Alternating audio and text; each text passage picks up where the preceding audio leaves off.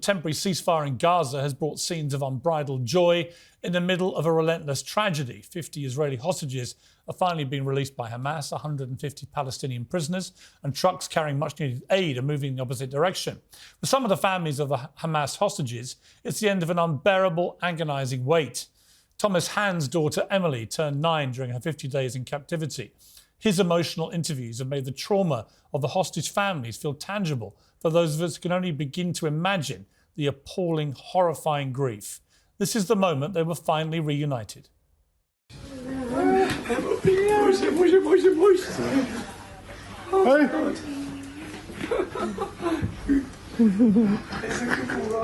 A wonderful end to a story that could have ended so much worse, and indeed that was the fate that poor father assumed had happened. Well, a 2-day extension to the ceasefire means more reunions and more aid, but it also means more difficult questions for Israel. Prime Minister Netanyahu is very clear that war will resume with full force as soon as this pause is over.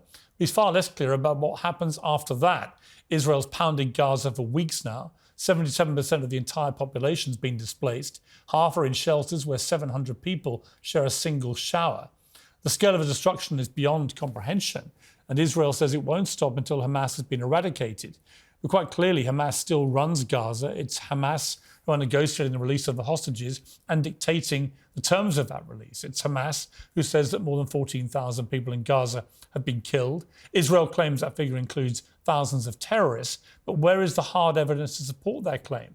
Where is the evidence that terrorists have simply not disappeared underground or hidden themselves among innocent civilians who headed south? Where is the plan for the future of Gaza? Where do these people go back and live if all their homes have been destroyed? Netanyahu has ruled out a return for the Palestinian Authority, hinted that Israeli occupation might be the answer. I think Israel will, for an indefinite period, will have the overall security responsibility, because we've seen what happens when we don't have it. When we don't have that security responsibility, what we have is the eruption of Hamas terror on a scale that we couldn't imagine. This is dangerous territory for Israel. It has a rapidly narrowing window of legitimacy in Gaza. President Biden is under pressure from his supporters to speed up the end of the fighting, and America won't accept a prolonged occupation. Israel told Palestinians to move south in Gaza to escape the bombing. Now it says it'll bomb the south too. This bloodshed cannot continue without proof there's a plan beyond the total destruction of Gaza.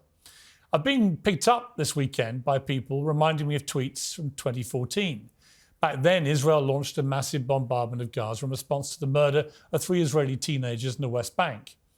What happened? I'm asked. Why did I change my position? Well, I haven't changed my position. Israel committed atrocities in 2014, in my estimation.